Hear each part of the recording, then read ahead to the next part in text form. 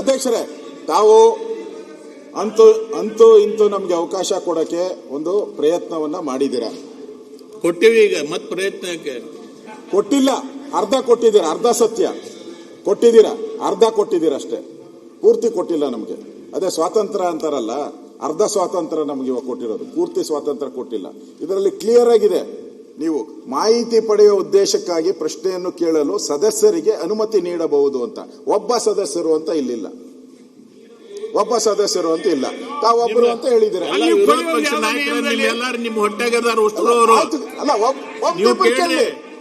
ಒಬ್ಬರೋ ಇಬ್ಬರೋ ಕೇಳಲಿ ಅಷ್ಟೇ, ಏನ್ ಜಾಸ್ತಿ ಎಲ್ಲರೂ ಕೇಳಬೇಕು ಅಂತ ಏನಿಲ್ಲ, ಒಂದಿಬ್ಬರು ಕೇಳಲಿ. ಅದ್ರ ಬಗ್ಗೆ ನಾನೇನು ನೀವು ಅದನ್ನ ಮಾತಾಡಕ್ ಹೇಳ್ತೀರಿ, ನಿಮ್ಮ ಉಪನಾಯಕರು ಹೇಳ್ತಾರೆ. ಇಲ್ಲ ಇಲ್ಲ, ನಾನು ಹೇಳಿದ್ದು ಯಾವುದೋ ಅವ್ರು ರಿಪೀಟ್ ಮಾಡಬೇಡಿ, ನಾನು ಹೇಳಿದ್ದು ಯಾರೋ ರಿಪೀಟ್ ಮಾಡಬೇಡಿ. ಅಧ್ಯಕ್ಷರೇ, ಇಲ್ಲಿ ನನ್ನ ಪ್ರಶ್ನೆ,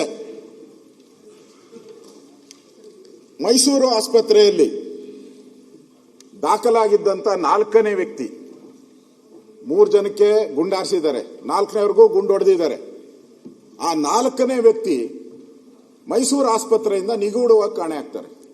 ಯಾಕೆ ಕಾಣೆ ಆಗ್ತಾರೆ? ಆತ ಸತ್ಯ ಸಂಗತಿ ಬಯಲು ಮಾಡ್ತಾನೆ ಅಂತೇನೆ ಕಾಣೆ ಆಗ್ತಾರ? ಯಾಕೆ ಕಾಣೆ ಆಗ್ತಾರೆ? ಅದು ಅವನು ಇದುವರೆಗೂ ಸರ್ಕಾರ ಹೇಳಿಲ್ಲ. ಅವರು ಸ್ಟೇಟ್ಮೆಂಟ್ ಅಲ್ಲೂ ನಾನು ನೋಡಿದೆ, ಆ ಸ್ಟೇಟ್ಮೆಂಟ್ ಅಲ್ಲಿ ರಾಮಲಿಂಗಾರೆಡ್ಡಿ ಅವರಲ್ಲಿ 4ನೇ ವ್ಯಕ್ತಿ ಇದ್ದಾನೆ. ಅಲ್ಲಿ ಎನ್ಕೌಂಟರ್ ಆದಂತಹ ಸಂದರ್ಭದಲ್ಲಿ 4ನೇ ವ್ಯಕ್ತಿ ಇದ್ದಾನೆ. ಆ 4ನೇ ವ್ಯಕ್ತಿ ಬಗ್ಗೆ ಇವರ ಸ್ಟೇಟ್ಮೆಂಟ್ ಅಲ್ಲಿ ಎಲ್ಲೂ ಇಲ್ಲ. ನನ್ನ ಪ್ರಶ್ನೆ ಸರ್ಕಾರಕ್ಕೆ, ಡೌಟ್ ಎಲ್ಲಿ ಬರ್ತಾ ಇದೆ ಜನಗಳಿಗೆ? ರೈತರ ಸಂಘ ಯಾಕೆ ಹೋರಾಟ ಮಾಡ್ತಾ ಇದ್ದಾರೆ?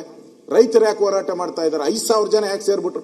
ಏನೋ ಇವನ್ ಕಾಡುಗಳ್ಳ ಅಂದಿದ್ರೆ, ವೀರಪ್ಪನ ಕಾಡುಗಳ್ಳ ಅಂತ ನಾವು ಕೇಳಿದ್ರಿ, ಇವ್ ಕಾಡುಗಳ್ಳ ಅಂತ ಹೇಳಿದ್ರೆ ಇಷ್ಟೊಂದು ಜನ 5,000 ಜನ ರೈತರೆಲ್ಲ ಬಂದು ಹಸಿರು ಟವಲ್ ಹಾಕೊಂಡು ಯಾಕೆ ಹೋರಾಟ ಮಾಡ್ತಾ ಇದ್ರು? ನನ್ನ ಪ್ರಶ್ನೆ.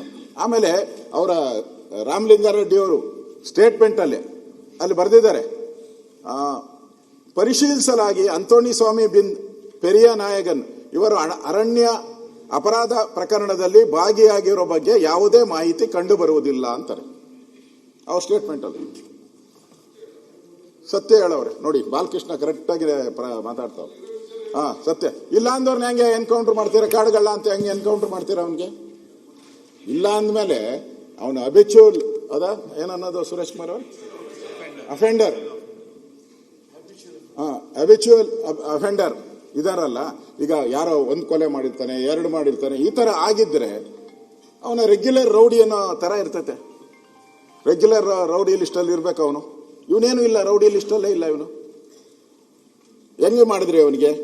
ಮತ್ತೆ ಗುಂಡು, ಅಧ್ಯಕ್ಷರೇ, ನನಗಿಂತ ತಾವು ಬಹಳ ಸ್ಪರ್ಧೆ ಮಾಡಿದ್ದೀರಾ, ನೀವೆಲ್ಲ ಜನಗಳ ಮಧ್ಯೆ ಇದ್ದವರು.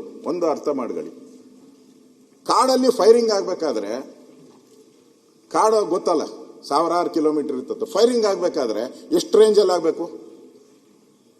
ಪರಮೇಶ್ವರ್ ಉತ್ತರ ಕೊಡ್ತಾರೆ, ಆಮೇಲೆ ಕೇಳಿ ಅವರು.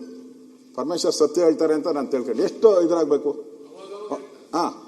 ಒಂದು ಅರ್ಧ ಕಿಲೋಮೀಟರ್ ದೂರ ರೇಂಜ್ ಏನಿರ್ತೈತೆ ಅದರದ್ದು? ಇವ್ರದ್ದು ರೇಂಜ್ ಏನಿದೆ? ಆ ಗನ್ನಿನ ರೇಂಜ್ ಏನಿದೆ? ಅರ್ಧ ಕಿಲೋಮೀಟರ್ ರೇಂಜಲ್ಲಿ ಹೊಡೆದಿದ್ದಾರ? 1/4 ಕಿಲೋಮೀಟರ್ ರೇಂಜಲ್ಲಿ ಹೊಡೆದಿದ್ದಾರ? ಸ್ಪಾಟ್ ಅಲ್ಲಿ ಅಂದ್ರೆ ಹತ್ತಿರದಿಂದ ಹೊಡೆದಿರೋದ್ರ ಬಗ್ಗೆ ಡಾಕ್ಟರ್ ಹೇಳಿದ್ದಾರೆ. ಪಾಯಿಂಟ್ ಬಹಳ ನಿಯರೆಸ್ಟ್ ಅಲ್ಲಿ ಹೊಡೆದಿರೋದು. ನಿಯರೆಸ್ಟ್ ಅಲ್ಲಿ ಹೊಡಬೇಕಾದ್ರೆ ಅದು ಹೆಂಗೆ ಫೈರಿಂಗ್ ಅಂತ ಆಗುತ್ತೆ? ಹೇಳಿ, ನೀವು ಉತ್ತರ ಕೊಡಿ. ನಾನೇನು ಇದಕ್ಕೆ ನಾನು ಕೇಳ್ತಾ ಇರೋದು ನನ್ನ ಸ್ಯಾಟಿಸ್ಫ್ಯಾಕ್ಷನ್ಗಲ್ಲ ನಾನು ಉತ್ತರ ಕೇಳ್ತಾ ಇರೋದು. ಅಲ್ಲಿ ಯಾರು ಇಡೀ ರಾಜ್ಯದ ಜನ ಪ್ರಶ್ನೆಗಳನ್ನು ಕೇಳ್ತಾ ಇದ್ದಾರೆ, ಅಲ್ಲಿ ರೈತರು ಕೇಳ್ತಾ ಇದ್ದಾರೆ, ಅವ್ರ ಪ್ರಶ್ನೆ. ನೀವು ಆಯ್ತಪ್ಪ, ಅವನು ಆತ್ಮರಕ್ಷಣೆಗೆ, ರಾಮಲಿಂಗಾರೆಡ್ಡಿ ಅವರು ಆತ್ಮರಕ್ಷಣೆಗೆ ಮಾಡುವಂತ ಕಾನೂನು ಅಧಿಕಾರ ಇದೆ ನಮಗೆ ಅಂತ ಹೇಳಿ, ಯಾರಿಲ್ಲ ಅಂತ ಹೇಳಿದ್ರು. ಪೊಲೀಸರಿಗೆ ಆತ್ಮರಕ್ಷಣೆ ಮಾಡೋ ಅಧಿಕಾರ ಇದ್ದೇ ಇರ್ತತೆ, ಜನಗಳಿಗೂ ಹಂಗೆ ರಕ್ಷಣೆ ಮಾಡುವಂತ ಅಧಿಕಾರ ಜನಗಳಿಗೂ ಇದೆ ಸ್ವಾಮಿ. ಜನರ ಪ್ರಾಣನ ಹಂಗೆ ತೆಗಿಯಕ್ಕಾಗಲ್ಲ, ನೀವು ಸುಮ್ನೆ ತೆಗಿಯಕ್ಕಾಗಲ್ಲ. ಇನ್ನೊಂದು 3ನೇ ಪ್ರಶ್ನೆ ಅಧ್ಯಕ್ಷರೇ, ಇಷ್ಟು ಹತ್ತಿರದಿಂದ ಹೊಡೆದಿದ್ದೀರಾ ನೀವು, ನಿಯರೆಸ್ಟ್ ಹೊಡೆದಿದ್ದಾರೆ. ಅದು ಹೆಂಗಾಗ್ತೈತೆ? ಅದು ಇದು ನನ್ನ ಆತ್ಮರಕ್ಷಣೆಗೋಸ್ಕರ ಹೆಂಗಾಗ್ತೈತೆ? ನೀವು ಕಾಲಿಂದ ಕೆಳಗಡೆ ಹೊಡಿಬೋದಾಯ್ತು. ಹೃದಯಕ್ಕೆ ಹೊಡೆದಿದ್ದಾರೆ, ಕತ್ತು ಹೊಡೆದಿದ್ದಾರೆ ಅವ್ರಿಗೆ. ಓಕೆ, ಆಯ್ತು. ಅವರ ಸ್ಟೇಟ್ಮೆಂಟ್ ಅಲ್ಲಿ, ರಾಮಲಿಂಗಾರೆಡ್ಡಿ ಸ್ಟೇಟ್ಮೆಂಟ್ ಅಲ್ಲಿ ನಮಗೆ ಮಾಹಿತಿ ಬಂತಂತೆ ಇವ್ರಿಗೆ, ಅಲ್ಲಿ ಕಳ್ಳರಿದ್ದಾರೆ ಅಂತ ಮಾಹಿತಿ ಬಂತು. ನಾವು ಹೋಗಿ ರೈಡ್ ಮಾಡ್ತಿರುತ್ತೆ. ಕಳ್ಳರಿದ್ದಾರೆ ಅಂತ ಮಾಹಿತಿ ಬಂದ ಮೇಲೆ 4 ಜನ ಹೆಂಗ್ ಹೋದ್ರಿ ನೀವು? ಎಷ್ಟು ಜನ ಸ್ಟಾಫ್ ಇದ್ದಾರೆ ಆ ರೇಂಜ್ ಅಲ್ಲಿ ನಿಮಗೆ? 100-200 ಜನ ಇರ್ತಾರೆ. ನಾನು ಹೋಗಿದ್ದೀನಿ ಕಾಡಲ್ಲಿ, ಕೋಚಿಂಗ್ ಕ್ಯಾಂಪ್ಸ್ ಇರ್ತೈತೆ ಅಲ್ಲೇ. ನೀವು ಡಿ ಫಾರೆಸ್ಟ್ ಒಳಗಡೆ ಸುಮಾರು ಒಂದು 400-500 ರೆಗ್ಯುಲರ್ ಆಗಿ ಇದ್ದೇ ಇರ್ತಾರೆ ಅಲ್ಲಿ. ನಾನು ಹೋಗಿದ್ದೀನಿ, ಆ ಸ್ಪಾಟ್ಗೆ ಹೋಗಿ ಬಂದಿದ್ದೀನಿ. ನಾನು ಕೂಡ ರೆಗ್ಯುಲರ್ ಆಗಿರ್ತಾರೆ ಅಲ್ಲಿ. 4-5 ಜನ ಇರ್ತಾರೆ, ಓದೋರು ಬೇರೆ 4 ಜನ. ಇಷ್ಟು ಜನ ನಿಮಗೆ ಸ್ಟಾಫ್ ಇದ್ಕೊಂಡು, 100 ಜನ ಸ್ಟಾಫ್ ಇದ್ಕೊಂಡು ಅವ್ರನ್ನ ಸುತ್ತುವರೆದು ಯಾಕೆ ಹಿಡಿಯಕ್ಕಾಗಿಲ್ಲ?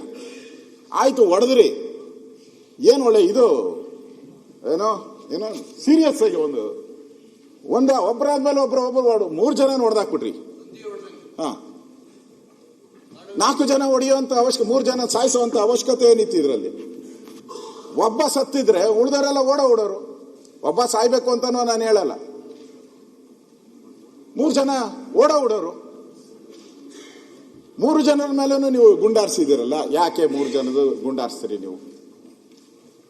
ಇದು ನಾಳೆ ಇದು ಘಟನೆ ನಾನು ಯಾಕೆ ಪ್ರಸ್ತಾವ ಮಾಡ್ತಾ ಇದ್ದೀನಿ ಅಂದ್ರೆ, ನಾಳೆ ನಮ್ಮದಲ್ಲಿ ಇದೊಂದೇ ಕಬಿನಿ ಒಂದೇ ಕಾಡಲ್ಲ, ಕರ್ನಾಟಕದಲ್ಲಿ ಬೇಕಾದಷ್ಟು ಕಾಡುಗಳಿದೆ. ಹಳ್ಳಿ ಜನ ಕಾಡುಗಳಲ್ಲಿ ಒಂದು ಅರ್ಧ ಕಿಲೋಮೀಟರ್ 1 ಕಿಲೋಮೀಟರ್ ರೇಂಜ್ಗೆ ಹೋಗ್ತಾರೆ, ಸೌದೆ ತರಕೋ ಏನ್ಗೋ ಹೋಗೇ ಹೋಗ್ತಾರೆ. ನೀವು ಬೇಡ ಅಂದ್ರೆ ಹೋಗೇ ಹೋಗ್ತಾರೆ ಅವರು, ದನ ಕರು ಮೇಯಿಸೋದಕ್ಕೆ ಎಲ್ಲ ಹೋಗೇ ಹೋಗ್ತಾರೆ ಅವರು. ಇದೊಂದು ಇನ್ಸಿಡೆಂಟ್ ನೀವು ಕರೆಕ್ಟಾಗಿ ಏನಾನ ನೀವು ಕ್ರಮ ಆಗಿಲ್ಲ ಅಂದ್ರೆ ನಾಳೆ ಕಾಡೊಳಕ್ಕೆ ಯಾವನು ಹೋಗಂಗೆ ಇಲ್ಲ. ಹಂಗಾರೆ ಬದುಕೆ ಅಲ್ಲಿ ಕಟ್ಕೊಂಡಿರ್ತಾರೆ. ನೀವು ಬಹಳಷ್ಟು ಜನ ಕಾಡಿನಲ್ಲಿ ವಾಸ ಮಾಡೋರು ಬದುಕನ್ನೇ ಅಲ್ಲಿ ಕಟ್ಕೊಂಡಿರ್ತಾರೆ. ನಾನು ಹೋಗಿದ್ದೀನಿ, ಅಲ್ಲಿ ಗ್ರಾಮ ವಾಸ್ತವ್ಯ ಮಾಡಿ ಬಂದಿದ್ದೀನಿ. ಅದೇ ಕಾಡಲ್ಲಿ ನಾನು ಕೂಡ ಗ್ರಾಮ ವಾಸ್ತವ್ಯ ಮಾಡಿದ್ದೀನಿ. ನಾನು ಅಲ್ಲಿಗೆ ಅದರಿಂದ ನನಗನ್ಸೋವಂಥದ್ದು, ಈ ಹತ್ತಿರದಿಂದ ಯಾಕೆ ಗುಂಡುಗಳು ಬಂತು ಅನ್ನೋದು ಕೂಡ ನಮ್ಮ ಪ್ರಶ್ನೆ. ಮುಖ್ಯವಾಗಿ ಇಷ್ಟಕ್ಕೆ ನಾನು ಆಗಿದ್ರೆ ಇದ್ರ ಬಗ್ಗೆ ಖಂಡನ ನಿರ್ಣಯ ಮಾಡಿದ್ದಾರೆ ತಮಿಳುನಾಡಲ್ಲಿ. DMK ಅವರು ಖಂಡನ ನಿರ್ಣಯ ಮಾಡಿದ್ದಾರೆ.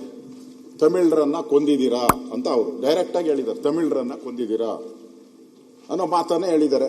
ಆಮೇಲೆ ಅಲ್ಲಿನ ಮುಖ್ಯಮಂತ್ರಿ ವಿಜಯನ್ ಅವರು ತಮಿಳರ ಹತ್ಯೆ ಬರ್ತಾ ಇದೆ ನೋಡಿ, ತಮಿಳರ ಹತ್ಯೆ ರಾಜ್ಯ ಸರ್ಕಾರದಿಂದ ತಮಿಳರ ಹತ್ಯೆ. ಶನಿವಾರ ನಡೆಸಿದ ಎನ್ಕೌಂಟರ್ ಅಲ್ಲಿ 3 ತಮಿಳಿಗರು ಹತ್ಯೆ ಆಗಿರುವುದು ಖಂಡನೀಯ ಎಂದು ತಮಿಳುನಾಡು ಮುಖ್ಯಮಂತ್ರಿ ಜೋಸೆಫ್ ವಿಜಯನ್ ಭಾನುವಾರ ರಾತ್ರಿ ತಮ್ಮ ಎಕ್ಸ್ ಖಾತೆಯಲ್ಲಿ ಹಾಕಿದ್ದಾರೆ. ಈ ಘಟನೆ ಕುರಿತು ಕರ್ನಾಟಕ ಅರಣ್ಯ ಇಲಾಖೆ ನೀಡಿರುವ ವಿವರಣೆ ಸ್ವೀಕಾರಾರ್ಹ ಅಲ್ಲ ಅಂತ ಹೇಳಿದ್ದಾರೆ.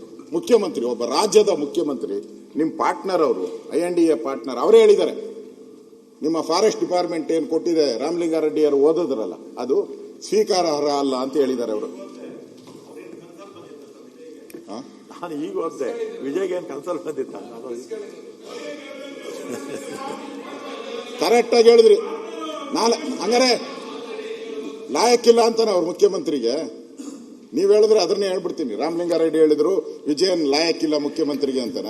ಸಭಾಧ್ಯಕ್ಷರೇ, ಇದೇ ಕಾಲೇಜಿನ ಅಶೋಕಣ್ಣ 20 ಜನ ನೀಟ್ ವಿದ್ಯಾರ್ಥಿಗಳು ಆತ್ಮಹತ್ಯೆ ಮಾಡಿಕೊಂಡು ತೋರಿಸಲಿಲ್ಲ ಅನ್ನೋದೇ